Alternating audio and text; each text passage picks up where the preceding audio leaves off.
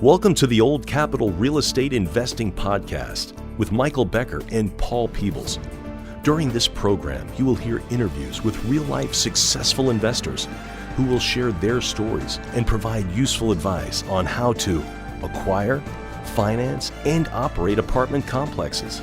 Now, here they are, Michael Becker and Paul Peebles.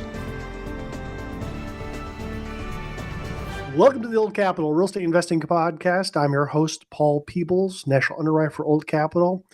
Unfortunately, Mr. Michael Becker, I would tell you he's on a due diligence assignment, but no, he's truly on vacation today. He's on vacation. So sitting in on the podcast with us today, the professor himself, Mr. James Eng. James, how are you?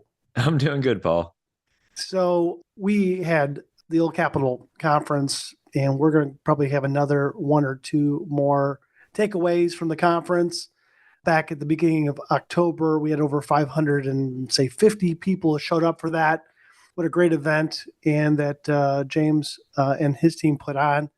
We had a lot of great information that came out of it, and we're going to highlight one group that I thought was interesting that I want you to hear, and that's the panel of general partners. And those are the guys that, as we talk about our airplane analogy, those are the people that are in the front of the airplane, better known as the pilots or the co-pilots or the flight officers. They're the ones that are controlling the transaction. So today we're going to talk a little bit about the general partners that were up on stage. And Ricardo Henderson with Old Capital was the person who kind of ran the discussion. And what were some of the points that you heard or got out of that conversation in front of all these people, James? Yeah, I think one of the unique things about the conference is that there's a wide range of general partners at the event. So you go to some of these other events and everybody you meet is more of a vendor, or they work for a large company that is putting the transaction together. But at our event, it's really the guys, the actual pilot. So it's not the stewardess. It's not the, I don't know what the check-in person is before you get on the plane, but it's the actual guy. So you're talking to the pilot, you're not talking to anybody else. And so we highlighted 4 or 5 general partners who, maybe they have done 1 or 2 deals, and some of them had done 10 deals. And so I think that progression of going from 0 to 1 is important, but then also going from 1 to 10, right? So a lot of people get stuck after that first deal. They maybe buy a deal, they self-manage it, and they sort of get stuck in the weeds, and then they pop their head up and it's been 3 or 4 years later, and they still have that 11 unit deal that just won't go away. And so I think it's good to talk to some of the people who have taken action. They bought a couple deals, and then they've also scaled the size of their operation to some extent, and sort of the growing pains that they have with that, right? Whether it's self-management, whether it's third-party property management, whether it's raising capital, because everybody on stage, they really started with probably $1 million or $2 million equity raises and have done now $10 million, $20 million equity raises. And so I think that's what's unique about this panel is that everybody up there, they had another job before jumping into real estate. So they talked about the transition from a W-2 job to real estate, but then also now scaling their business from 1 property to 10 properties. What I liked about the panel too, just like what you're saying, is that these people were W-2 employees at one period of time, and they've converted themselves over to being 1099 or self-employed people that they've done a good job, but they're not promoters trying to promote their own stuff up on stage. There are some conferences that we go to that there is, 4 or 5 people on stage, and the only thing they do is they talk about themselves and how great they are. That was one thing we wanted to make sure that these folks weren't going to do, and they didn't do. They weren't saying how great they are in front of a large audience and put it kind of clapping themselves on the back. I don't like that type of stuff. I want to hear some true dirt on how they did it. Give me some factual points of what made you successful that I can use myself. And that's what James and I wanted to make sure that you heard within this conversation. So without any further ado, let's listen to the panel of the general partners. All right, so we have the GP panel is next, and this is one of my favorite panels because at the end of the day, I mean, what are we here to do? We are investors. We're either buying deals, we're investing in deals passively, or we're helping folks like these guys and gals buy deals. And these guys are not only GPs, the group that we have up here today, I'm gonna call this an operator panel, because these are all very experienced operators, and we're gonna get to learn from them today. So let's do some introductions. If you can give us your name of your organization, how long you've been in the business, and let's get a quick snapshot of your first asset and then your latest acquisition. First asset, number of units, location, and then your latest acquisition. Okay, my name is Craig McKinley. I've been doing this 9 years. And what was the other thing? I'm sorry. Well, I understand that, but you said there was 3 things. Sorry. Name of the company. Thank you. Aztec Management Group. Like I said, we've been doing this 9 years. My very first asset in multifamily was a 6-unit. I bought it on my own. It was my training wheels, and I learned everything from it. Our latest acquisition was just in May in Uvalde, Texas, Brownstone Apartments, and we're currently in a deal right now purchasing. Fantastic. Melissa? Good afternoon, everyone. My name is Melissa Crabtree, and my husband and I bought a 24-unit property in 2018. At that time, I retired from teaching and became a full-time real estate professional. Our company name is CM REI Group and Hill Point Properties. So latest deal that we own or operate is a 152-unit located in Garland. And I also have the honor and privilege to represent the independent rental owners, as I'm on the board of director for the Apartment Association of Greater Dallas, and I'm the chairperson for the IRO committee. I'm Alan Beezer, and my favorite person in the world is sitting up there on the balcony. She just waved. Anyway, we're Milkman Capital, and the story behind that is prior to being involved in real estate business, I spent 30 plus years in the dairy business. So we are Milkman Capital. I'm the milkman, and she's somebody that I don't want to say because she'll get mad at me if I give her nickname. Anyway, she's the real estate goddess. Let's just say that. Anyway, our very first deal was an 11-unit that we purchased with partners as a syndication. We had 17 partners and only allowed each person to invest $20,000. So we wanted to make sure that we kind of gave everybody a chance. Our latest deal we just closed on last December is 256 units. And it was a fairly big raise. We were able to do that comfortably. And we have to thank Old Capital for a lot of this, really, because we've used Fritz, we've used Ricky, we've used Robert Kennedy that was up here, and Ronan. I think I saw Ronan somewhere through here today too. So we couldn't do it without them. Testing. Okay. My name is Corey Muldrow. My partner and better half, she may be here. She is due tomorrow. We're expecting number 2, so she may not be here yet. We got this whole journey started back in 2015. We actually started with single-family homes, and then in 2017, we became GPs. We bought an 18-unit deal with some partners, and then our most recent acquisition was last December. It was a 270-unit deal in Dallas. We like buying the ugly stuff that needs a lot of fixing up in. M Group Capital is the name of our company, and we want to thank Old Capital and all the vendors that they've supported us with. And yeah, that's us. Fantastic. Well, everyone, thanks for being here. So we want to focus on a couple things. Again, these guys are operators. The first thing is, how do you get started? We get a lot of questions. There's a lot of people in this room that are looking to get started.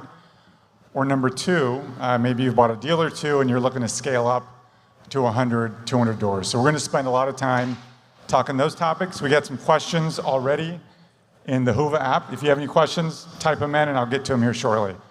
One thing I noticed is that you guys all started with relatively small deals.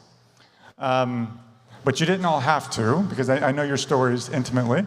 Alan, you specifically, I remember us talking about that first deal. You could have gone much bigger. Why did you choose to start small? And would you do it any differently now? Great question. For us, we actually, like you said, we did not want to start that small. However, when it's your first deal, sometimes it's really difficult to land that first one. We had looked at a number of other deals that were in the 20s, 30s, 40s size, and we just couldn't land the deal. Finally, this deal popped up, and we were able to get it, and we happened to have a little bit inside track information because we knew the current owners at that time. So that helped us a lot, and once you make that first acquisition, it makes the second one a lot easier. We went on to 66 units, and then 160, and then 150, but unless you can get that first one under your belt, it's really difficult sometimes. So we wouldn't change it. And like a lot of folks, when you're starting off, a lot of times you're working another job, right? You're switching from a career. How many of you had another career while you purchased that first deal? So you were all working. So Corey, talk a little bit about that, because I know you were working, I think your first, maybe even your second deal?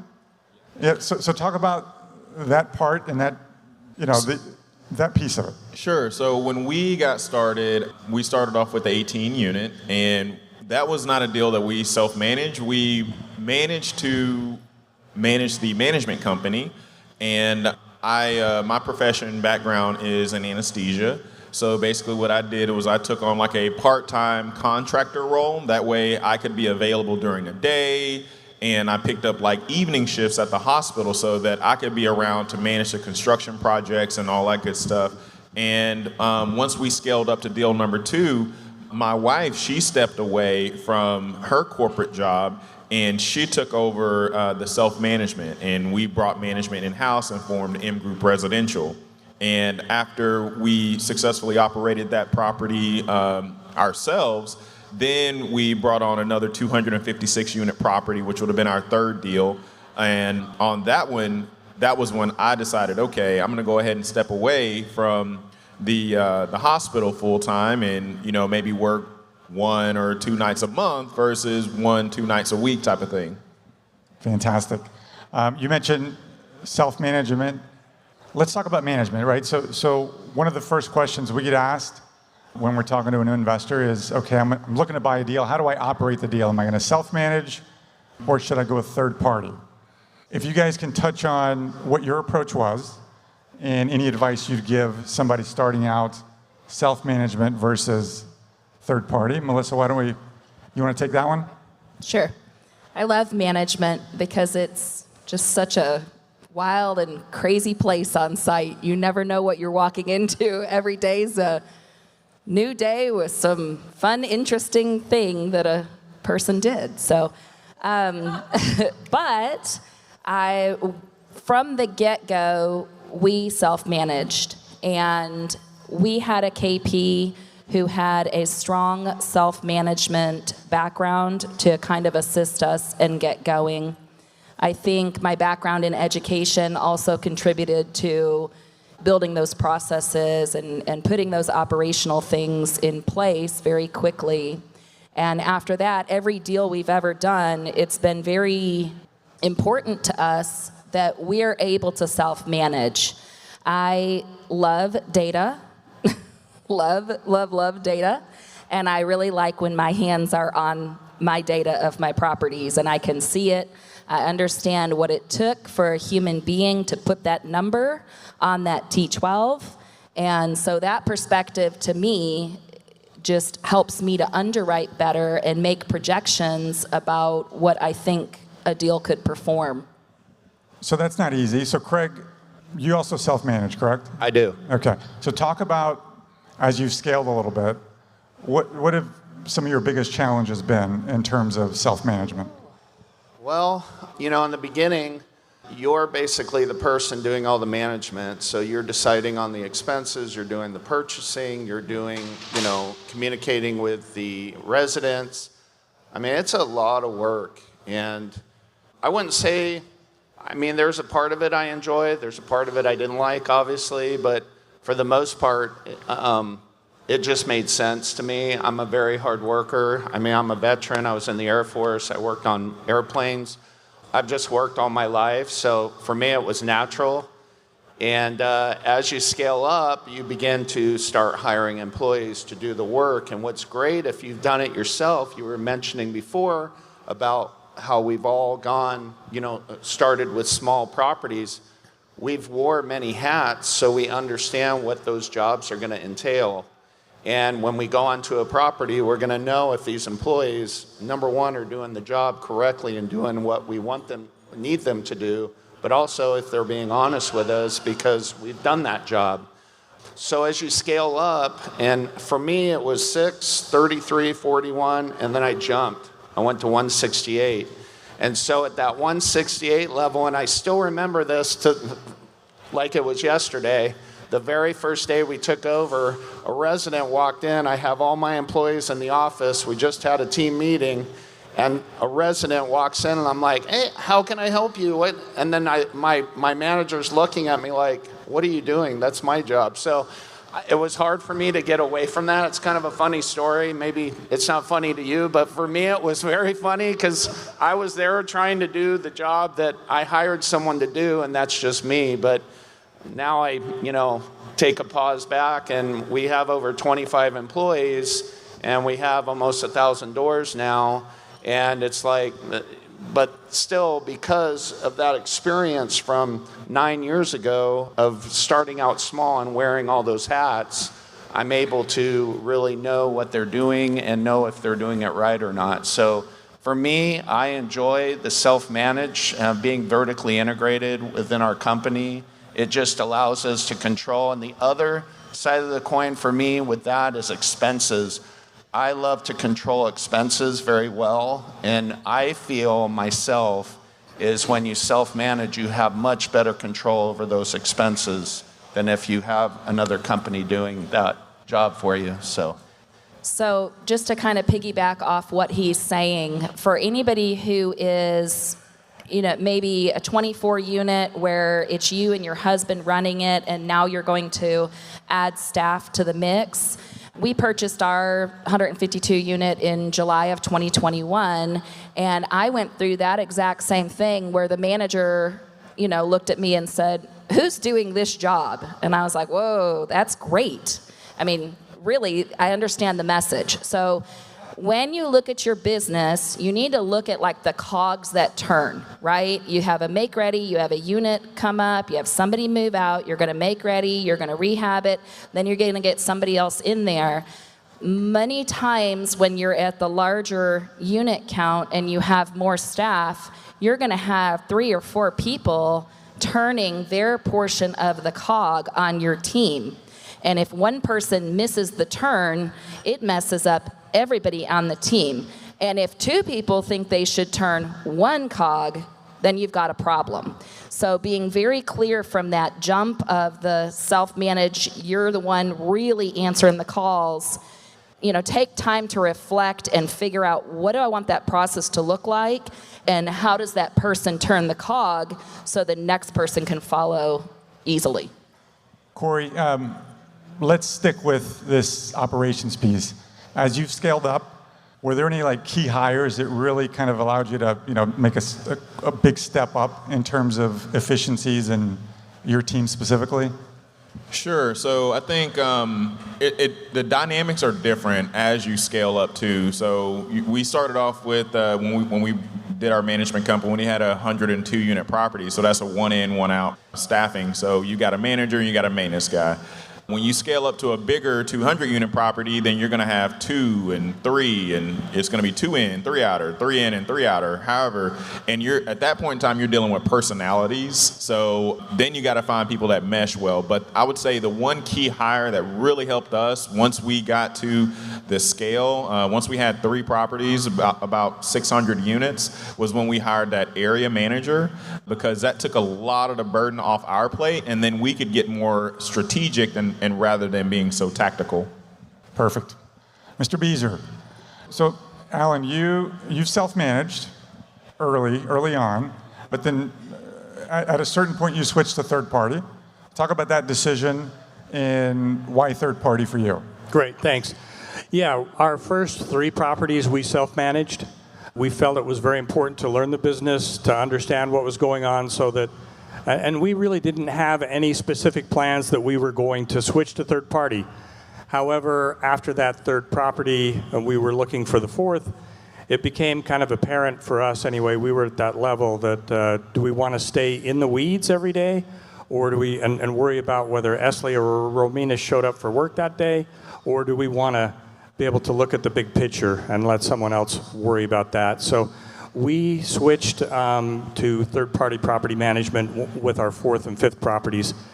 The decision has been a good one for us, and we've been able to find some really good third-party property managers out there, ones that would allow us to still be us.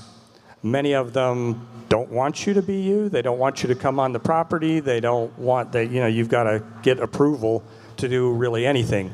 It's our property management software that we give them access to. So we can literally go in and check what's going on with the expenses, with the books. If we don't like something that they've done, we can dig in deeper and tell them, hey, wait a minute, you didn't do this the way that we want you to do it. They've been extremely helpful with us, and we've been just excited to be able to work with somebody like that we could gain their expertise, their area managers, and then we can kind of look at the bigger picture. So it's been really fun. So let's stick with that just for a minute, because you're the only one here that's going that route. I'm the lone wolf. So what to use third party, but you like to still be in the mix? How often do you visit your assets? How often are you there? Because I know there's a little bit of a balance there between you and your management company. Yes, thank you.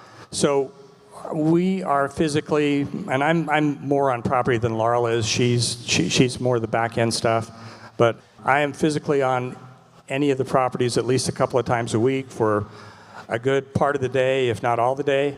There's some weeks when I don't need to go at all, but I have all of the staff's phone numbers. They have my phone numbers and or phone number, and we spend a lot of time talking back and forth. Even during this meeting, we had something come up with a contractor that's redoing our doors, and I handle all of the rehab work, all of the contractors, and something came up, and so we had a three-way call with our property manager, our contractor, and me while I'm sitting here to kind of sort that all out. So we're super involved, and we want to be involved. We feel like it's super important. We don't want to be that owner that has, well, let's see, I had a call on Monday morning for 30 minutes with my property management company, and then I didn't worry about it the rest of the week.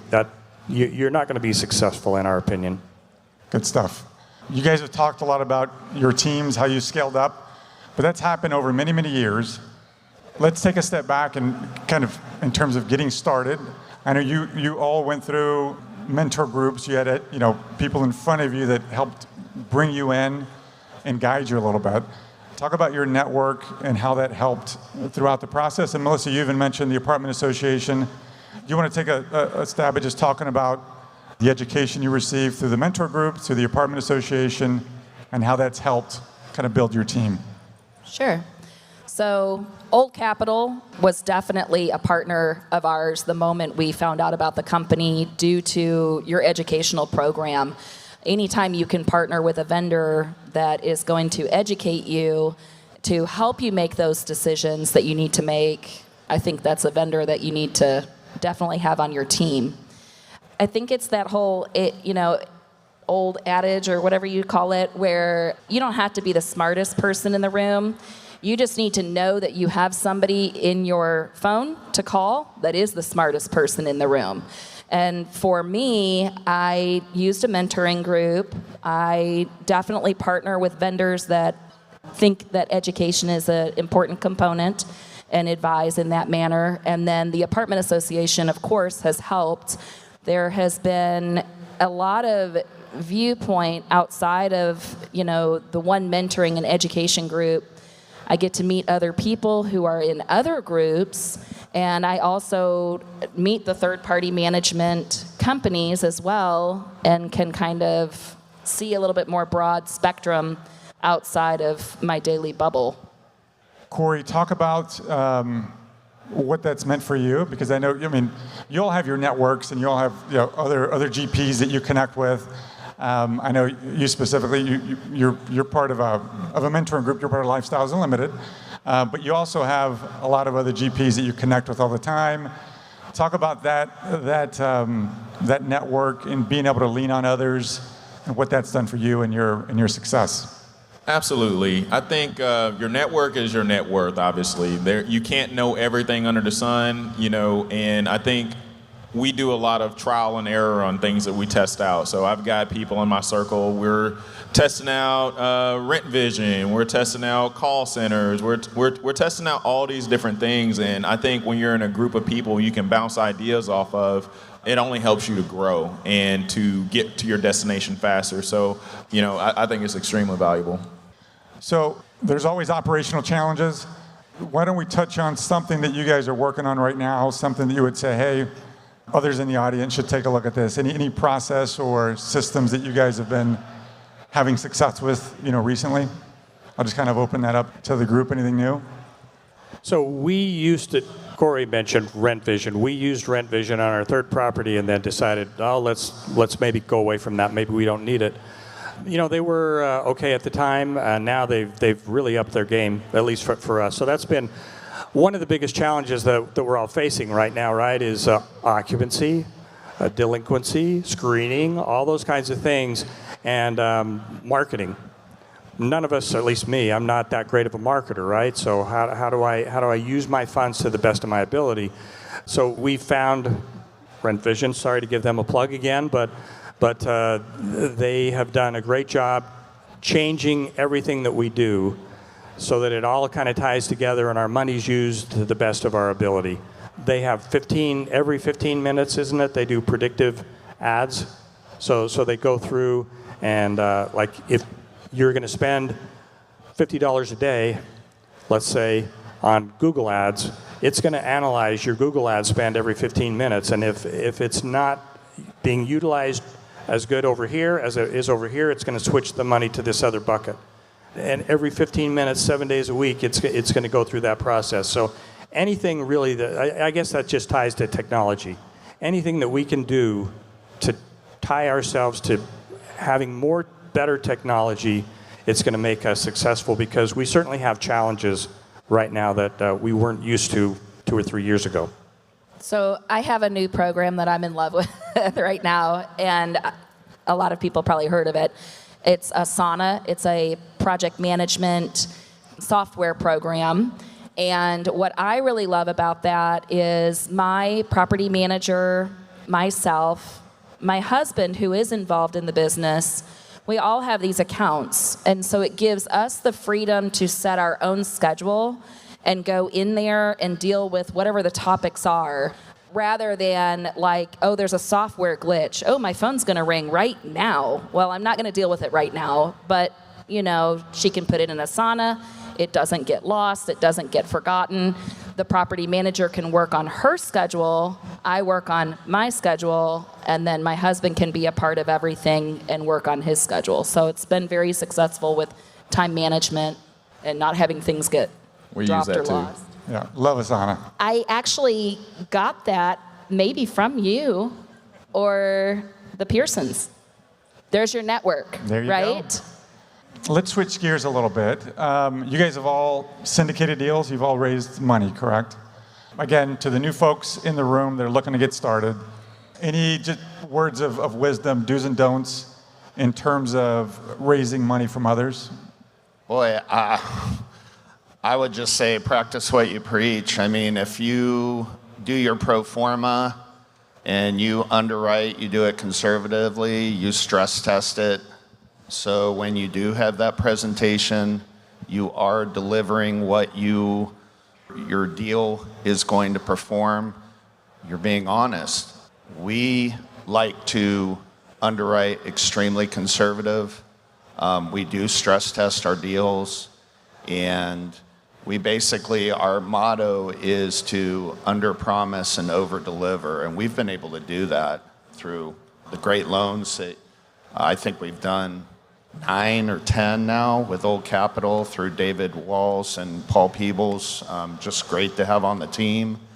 And, you know, our mentorship, Total Wealth Academy, opening it up an office here in Dallas has been extremely helpful. Steve Davis, the founder, I've known him for years.